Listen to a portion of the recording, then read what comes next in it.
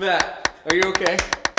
What is up, everybody, and welcome to Spotlight. This is actually our last episode in this first initial series of Spotlight videos, but we are excited to create more content for you here in the near future. But for this Spotlight video, we have a special guest with us. We are joined with Ryan Tunick. Ryan, tell us, what do you do here at Hope? Hey, absolutely. So glad to be here, everybody. My name is Ryan Tunick. I work at Hope Des Moines, and I work with students from 6th grade all the way to 12th. And then really anything else the church needs, I'm here for. So that's kind of what I do. Yeah. Well, we are so excited to have you here with us, Ryan. Ryan is super awesome, super fun, and he is going to bring the energy here in this video. Before we get started, though, we want to share with you our Spotlight verse. And so it's coming from Proverbs 17:17, and it says, "A friend is always loyal, and a sister or brother is born to help in a time of need." And Ryan, if you know him, you know that he is fiercely loyal, and you know that he is a great friend who is just so willing to help. I mean, you heard it when he was telling you about what he does here at Hope. He's just such a helper, such a servant, and so yeah, we're super stoked to have him here with us today. Thanks, bro. That's so nice of you. Absolutely, man. I love you. And so for this video, we are of course going to be asking Ryan a number of questions, but after each question, we are going to pick a mystery ingredient, because at the end of this, we are going to be getting out of our comfort zones and drinking something that's probably gonna be nasty. We don't know what all these ingredients are going to be, but we know that it's not going to be great. But since today's topic is how do we get outside of our comfort zone and become friends with people who aren't like us, we thought that we would illustrate this by getting outside of our own comfort zone. Yeah, it's gonna be something. Stick with us. So Ryan, my first question is, why do you think people shy away from becoming friends with people who are different than them? I think that's a great question. I think it's something that a lot of us are struggling with right now, and recognizing in our social spheres that we're like, wow, there's not a lot of people that are different than me. And I think the thing that we struggle with the most is that we tend to navigate with anything in life towards what's comfortable, towards what we know, towards our routine, towards the things that are very, very consistent in our lives. And so we don't like the things that switch up our consistencies. We don't like inconvenience. I mean, I think that's something that we all can struggle with. It takes 5 minutes longer to go somewhere than normal. We're like, oh my gosh, my day is ruined. And so the things we don't know, we don't tend to pursue. Yeah. We like to pursue the things that we are already a part of. I mean, it's something that has stuck with me the past couple years. My friend Julian has spoken this over my life a lot. Proximity changes perspective. And a lot of us are in a very comfortable setting right now where our proximity looks like us, talks like us, lives like us, and we're comfortable with that. Yeah. And we don't want to change that up. Yeah, there's so much wisdom in there, and so hopefully you guys are hearing this and starting to think about, you know, what is God leading me to do in my life? How can I be pursuing these other people? How can I expand my proximity and expand our perspective? That's awesome. All right, so do you want to go ahead and pick our first ingredient? Let's do this, man. So, bag of mystery goodies. Here. All right, we got this mysterious can. Y'all, I don't know what's in this, but thank goodness there's a can opener. Let's give this a shot. I'm seeing red. I'm feeling good about this.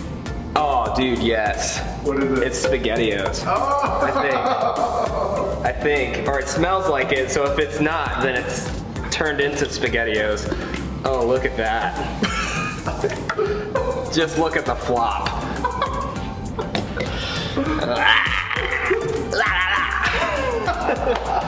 Yummy. Well, Ryan made a first choice. I'm not saying whether or not it's a good first choice or not. It's to be determined, but solid move, my friend. My next question is, we've talked about, proximity and reaching out to other people, expanding our perspectives, but how do we get those conversations started? I love that question, because I think at first it's like, let me just reach out to somebody and just like say, hey, I want to have a conversation with you about this, which can be good. But the thing that I want to suggest as well to think about is, don't just look for somebody who's different than you and say, hey, let's talk, demanding that they have to meet you and talk to you. That's not on them to do that. And we don't want to put that on somebody, for them to think, well, now I have to have this conversation with the 500th person I've had to have it with this week. And so the thing that I would really encourage is, if you're trying to build a relationship or try to seek to understand a different culture, or trying to just seek people who are different than you, first start with educating yourself on what that looks like. Start educating yourself on what it looks like to dive into somebody else's culture, into somebody else's life. Listen to their stories, listen to the things that they've experienced. And then from there, that's a really organic and natural way to kind of reach out to somebody maybe that you either already know, or you've desired to want to get to know, and you've had some mutual connections before, and say, hey, I've been looking at this. I would love to hear your thoughts on this if you're willing. I think we should not ever assume that somebody else is willing and ready to have that emotional capacity to engage that. So like we said, proximity changes perspective. That's another way to do that. If you are recognizing you are in the same kind of environments all the time and you want to change that, change it. Go to things that you're not normally part of. Go to things that you don't normally get to do or like to do. And I recognize with COVID and everything right now, that's difficult. So how do you do that in a social media aspect? How do you do that in different spaces? That can be really tricky right now, and I recognize that. So do what you can to watch films, to listen to different kinds of genres, to listen to autobiographies, maybe like an audiobook or something like that. And then maybe see if you can catch up on a Zoom call with somebody, or see if there's Zoom events of people sharing their stories, sharing what they've gone through. Because they're out there, and that's what people are doing. So make sure you stay safe, but be aware of that as well. Awesome. I love that creativity of, expanding your proximity while doing it from your home. Like that's brilliant. But I also love your encouragement that, no matter what our stories are, like, just because people are in our lives doesn't give them permission to have access to our stories. That's on us. And so no matter who you are, no matter what your story is, that power lies with you. So you don't have to share your story. You're not obligated to, but we do encourage you to, because your story matters, and that is one way that we are able to help empower and encourage other people, for sure. That's Absolutely. awesome. Well, I think it's my turn. I'm gonna go see what we got here. Some people might know me, and they know that I love these things, and so I think this will complement our mystery tomato stuff really well. But some good old Cheez-Its, adding a little bit of a crunch, and I think Cheez-Its are an underrated snack, I do too, man. Is that a good amount of Cheez-Its, or do we need more? We'll eat these later. Yeah. All right, so my next question, Ryan, is that when we have conversations with people who are different than us, I think a lot of times we are afraid that we're gonna say the wrong thing. Sure. What would you say to people who have that fear? Yeah, first I want to start off and echo what Matt said. Your story really matters. Don't ever shy away from that, and that's for anyone. Always own your story. At the same time, I think sometimes when we think about, I don't want to say anything wrong, so I'm just going to stay quiet. Silence is also complicity as well, and sometimes we choose silence because we don't know what to say, and then we don't say anything ever, and that's not helpful either. Again, like I've encouraged you before, when you're scared and don't know if you're going to say something that's right, dive in more, learn about it. See the knowledge you might want to continue to gain from whatever topic, whatever situation, whatever environment that might be. First, start with seeking knowledge and wisdom, and that's something that comes straight out of Proverbs. Like, just seek wisdom in all that you do, and I think that's something that you want to start with. And the thing that I want you to hear too is, it is okay if you say something that might have been with good intention and didn't come off the right way. It is okay that happened, but now the decision is, what are you going to do after that when someone says, hey, actually what you said was not on point. That was pretty off. Are you going to get defensive? Are you going to get offended because someone called you out or said something? Or are you going to take the better path and say, I was wrong, thank you for teaching me and helping me learn, and now I can continue to move forward from there and do what's right with that. Don't shy away and stay silent. The worst thing we can do right now is to just stay silent, say nothing, do nothing. It's good to listen. Don't hear me say that wrong. You should listen. We should always be first to listen and slow to speak. However, there comes a point when people that are really counting on us need to hear our voice.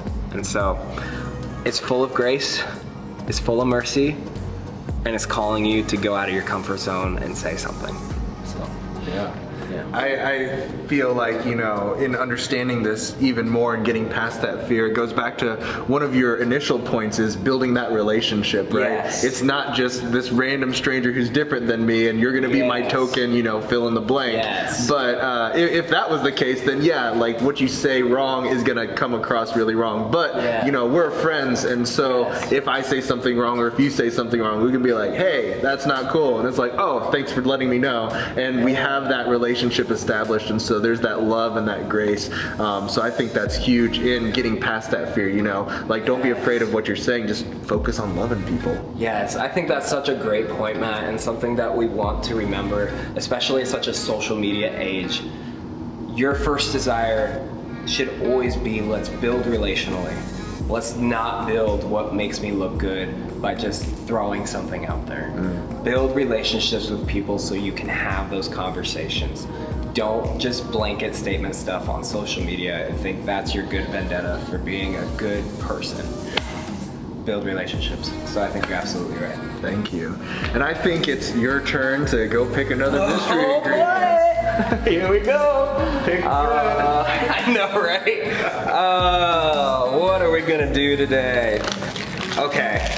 I think I'm gonna have to do fortune cookies because I love fortune cookies. Add a little sweetness in there. Add a little bit of sweetness. Okay, we'll dump these in.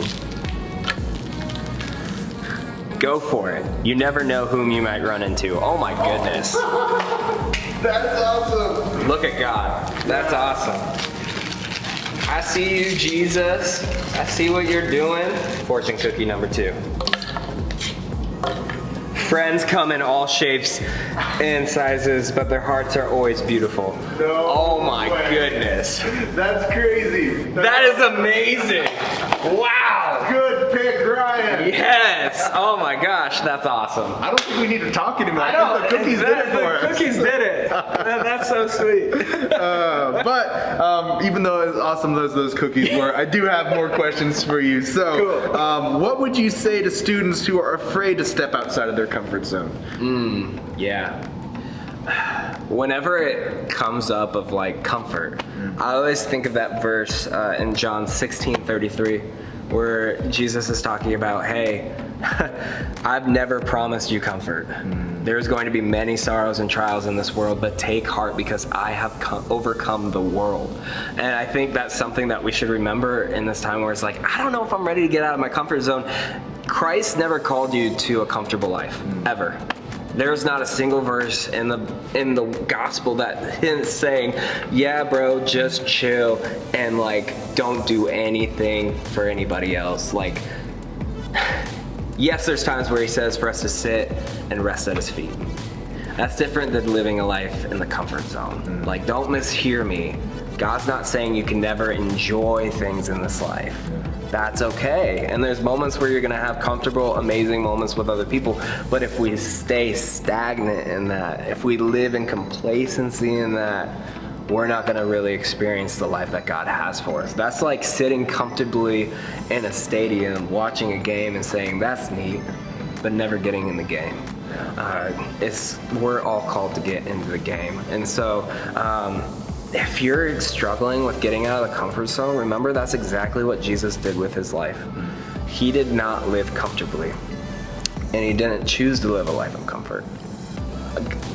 Jesus, fully God, fully man, didn't just say, you know what, I'm God, so I'm just gonna build this dope crib and never go anywhere and just chill. Nah, dude was homeless. That's a hard life. That's a very hard life. That's not a comfortable life. And he chose that because he wanted to reach out to the world. Reach out to those who he created and love them well. So, yeah, that's awesome. That's beautiful. What's not beautiful or awesome is that I have to go get out of my comfort zone and pick yet another ingredient for this beautiful smoothie. After this whole concoction, Ryan, I feel like we might need medical attention, so I'm gonna bring in the doctor, not a sponsor. Beautiful. Wash some of those Cheez-Its and tomato soup stuff down. It sounds angry. Oh, yikes. Well, Ryan, I have one final question for you here today. When looking at Jesus' life and example, did he ever build any unexpected relationships? Oh yeah, I love that. That's literally Jesus' full ministry here on earth. He never had a relationship really that you're like, oh, I expected that. If you think about his whole walk, and Jesus' ministry was so focused on relational equity and relational building with people that weren't like him, that didn't live the life he did, and didn't live the life that was of high status. If you look at Jesus, and think about this with me for a moment. If you were fully God and fully man, and you said that you were going to build a kingdom on earth, the people that you'd want to be associated with are government officials, high-ranking officers. You'd want to be with the people who have the power, the people who have everything. What did Jesus do? He met with fishermen who were seen as the lowest of the low in the working class. He met with tax collectors, the people that everyone hated. He talked to prostitutes, people who everybody else saw as sinful, never approachable. God would never redeem or love them. Every single person he talked with was someone who looked irredeemable, who looked like the outcast, who looked like the person who would not be in the in clique or not be in with everybody else. And he chose them. And he made it a point to eat with them. And in that society and culture, eating with somebody was a big deal. Who you invited to your table was not just like, oh yeah, come chill. That was a statement. And he ate with sinners, and he ate with people who were not the highly religious. He ate with the commoner, the daily folk. And I think all of his relationships are unexpected. And that's what's so beautiful about who he is that he stepped out of his comfort zone and brought people comfort. He comforted the uncomfortable, and he afflicted the comfortable. Like, I love it. Amen. Yeah. And we, as Christians, we are literally followers of Jesus. And so we are called to live our lives like Jesus. And so that gives me a lot to think about in my life. Like, you know, who are the unexpected people that, like, God is calling and leading me to be in relationship with, you know? Who are the people that I might, like, when I think about it, I might resist, or I might come up with excuses like, oh, I'm too busy, or, like, you know, whatever. And so, you know, as student ministry leaders, leaders, when we talk about, living like Jesus, a very popular answer that we hear is like, oh, I can eat with that, like, kid who doesn't have friends at the lunchroom, right? And it's like, cool, do you do it? Right. Like, and so like that's literally like what Jesus was doing. He was going into lunchroom and eating with the people who don't have somebody around them. He was, picking up the people who are feeling depressed and anxious, and he was encouraging and bringing life. And so how can we go and be that light? And one of my favorite things about being a student ministry leader is that the generations that we're able to work with and minister to, like, they have that passion, they have that energy. And so I feel like there are going to be a huge generation in, the Big C church, this generation of Christians, I feel like can turn things around so that it's not just like being Christian is being good and nice, but it's like they take action and they go and do all of these things that we're talking about here today. Yes, and please hear that. Don't miss what Matt just said. You are a leader now. Your time's not coming. Your time is here. You're like, I've been socially distant, I can't do anything. False. God has things for you now. Own that. Don't slip into complacency and say, well, it's the way it is right now. Find how God is calling you to reach out to somebody else and let them know of the love of Jesus Christ. You've got that opportunity. And speaking of action, it's time for us to take some action. Blend up some stuff. So let's go and do this. But for the sake of just being out of our comfort zones and everything, I feel like we should put all of the ingredients in. I think you're right. Go all in. Go all in. All right. Yep, so you're right. let's see. Start picking. We got honey. Oh, there's a banana. Some sriracha. Also got green pepper Tabasco sauce. Oh boy. And cayenne pepper. A very random, we don't know where this came from, ketchup packet. Yep. Breadcrumbs. This is gonna be like a fitness smoothie. We're gonna go get Cheerios. like pumps after this. Good for your heart, mixed up, not sure about your taste buds. And some chips. Some corn chips. Some very hard corn chips. All right. Well, I guess we just better start dumping, right? All right.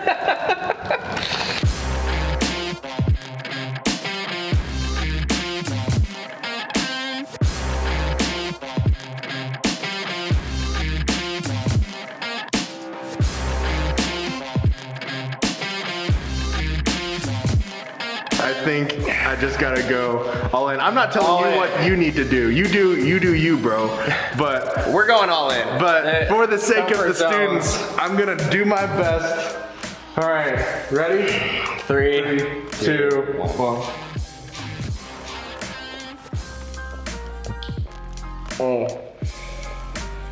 Oh, I don't like that. I don't like that.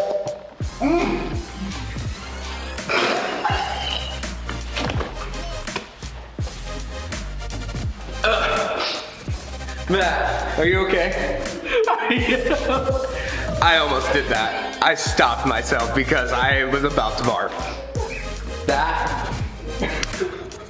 Listen, there's times where you have to recognize that you've been pushing hard and you need to take a break. And Corey, Jesus went off and rested and prayed, and we're about to do the same. Corey, we need paper towels.